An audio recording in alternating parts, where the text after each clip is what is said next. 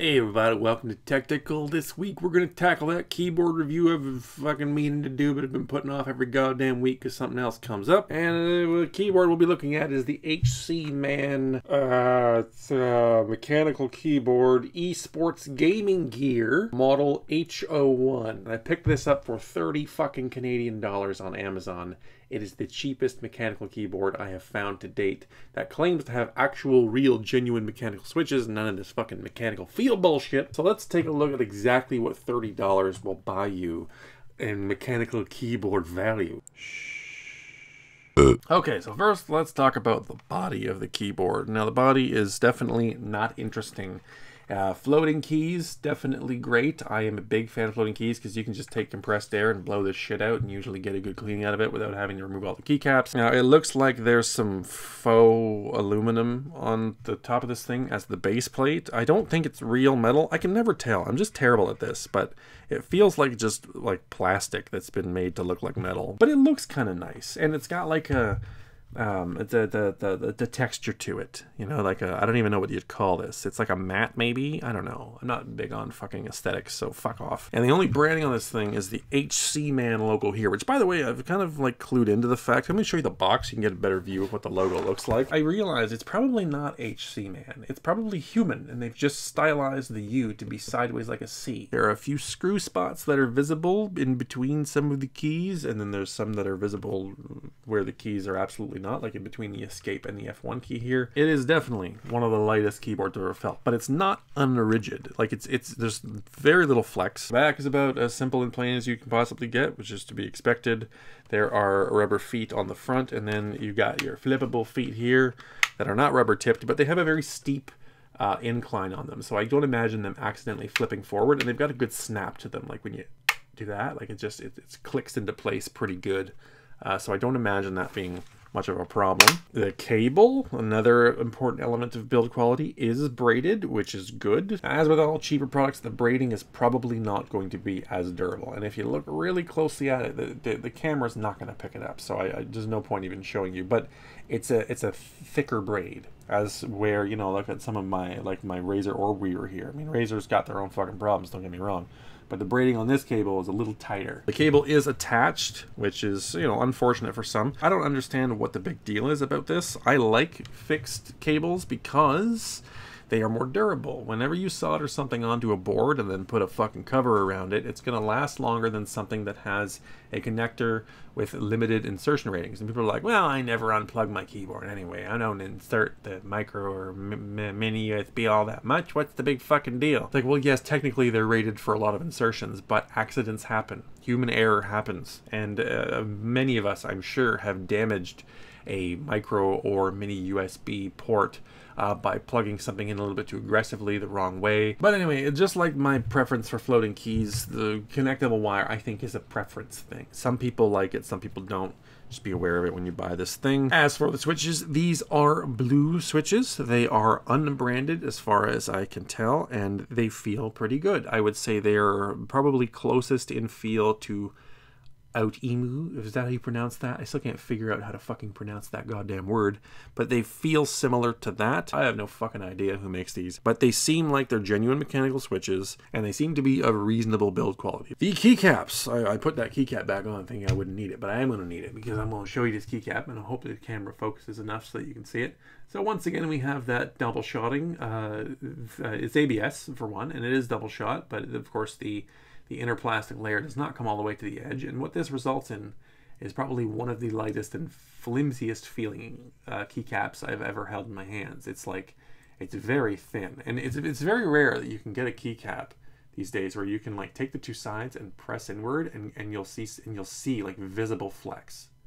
You know, like the key. I don't know if you can see that, but like this, like I'm not pressing very hard, and the sides of the keycap are depressing. Here's a double shot PVT keycap on my An Pro, and this shit don't bend at all. Like, you can press all you want. This is like a Lego brick. This thing, I mean, I wouldn't exactly call it rubbery, but there's all kinds of flex from all four sides. So is this a serious concern? No, obviously not. It's a keycap, for fuck's sakes. It's not like you're ever going to be banging against the sides of this fucking thing. But what you have to understand is the reason that double shotting going all the way to the base of the keycap is important is because it helps to dampen sound. And so a blue switch coupled with a flimsy keycap is going to be noisy and then plasticky sounding as fuck. Now the font on the keyboard, I'm gonna get up nice and close so you can see this, is the traditional standard fucking gamery font that is featured on every fucking poor ass keyboard, right?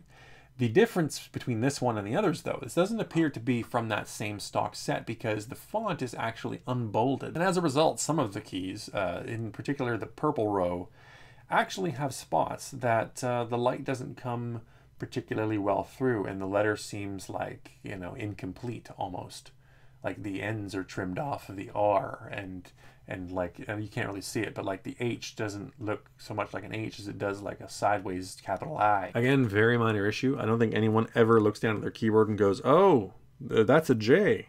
Well, if it weren't between the H and the K, I wouldn't have known. I suppose now I should talk about the lighting. In summary, the lighting sucks balls. The LEDs are fine, but because it's fixed colors in this fucking rainbow pattern, as always, it's kind of useless. There are lighting modes that we can cycle through here, so by hitting the function key and F9, you go through them. So we've got a breathe here, then we've got the whole light up for a second, then fade away, and then we've got the explosion thing where you press keycap and it goes out from the middle, and then you've got a wavy breathy thing, and then you got a whole whatever the fuck this is, and then you got multiple streams running across in multiple directions at a given time, and then we have the explosion thing again, but only on a single row, followed by progressive. This isn't a snake. A snake goes back and forth. This is just like rows lighting up. The lighting intensity can be controlled from the page up and page down holding function. You can have it. There's a function lock key which prevents you from using the function key, which is kind of nice if you're in the middle of something and you have a habit of accidentally hitting keys. And there are also 3 customizable lighting modes, which I guess is useful. So you can hit function and CM1, 2, or 3, which are also the 1, 2, 3 keys, and then function record, putting you into record mode, and then each of these keys can be configured to be lit up or not, and then you simply hit function and record again to stop, and then every time you go to select that profile, there it will be, your custom profile. All in all, I don't think any sane, reasonable person is going to be buying this keyboard for the lighting. I really wish it were just monocolored. I don't see why they don't have alternatives. It would be the same cost and just like single colors. Give me all purple, all green, whatever it is, just one fucking color, please, because this is goddamn hideous. And I guess now I'm going to tip the microphone down and do a little bit of a sound test, but I will say, I really don't think any sound test is ever truly effective because microphones aren't going to pick up what a keyboard really sounds like next to your ears. It's just not the same. But nonetheless, here we fucking go. I came to chew bubblegum and kick ass, and I'm unfortunately all out of both. Can anyone spare a piece of bubblegum or ass? Can we pretend that airplanes in the night sky aren't being used as weapons of terror? Getting a drink with someone is a lot more interesting if you're using the same water fountain. Baba Booey, Baba Booey. Howard Stern's penis. Okay guys, I think we can call that one a finished review. I want to make a couple points before we close it out. A lot of people ask me, why do smaller tech channels in between the 5 and 50,000 subscriber range do keyboard reviews? Well, unlike a CPU or a GPU review, keyboards can stay relevant for a long time because it's just a fucking keyboard. So if you're a content creator and you want something that's searchable that people will find and they're looking to buy a given product, having a video that comes up in that search result is good for your channel. And secondly, in my opinion, people spend far too much time worrying about what's in their system and not enough time worrying about how they use their system. And keyboards and mice and left-hand gamepads like my Razer Orb Weaver here, or like the game controllers that you decide to use, all of your interface devices are critically important to giving you a satisfying PC using experience. Also, it's critically important that these budget reviews for peripherals take place because there are so many products on the market that are grossly overpriced in this field. No offense to the good people at Corsair and Razer and Logitech, but your keyboards, by comparison to some of the ones that you can buy on Banggood, are absolute shit and cost twice as much. And in addition to all that, there are like a ton of keyboards out there. There are so many companies in the world assembling them and selling them on Amazon because they're easy to manufacture and relatively cheap to make. So you need people like us telling you which ones are shit and which ones are acceptable. Now, when it comes to the topic of today's video, is this Hcman 10 keyless mechanical keyboard any good? I would say yes, it's perfectly fine. It does everything it's supposed to do. All of the problems I had with it outside of the ugly lighting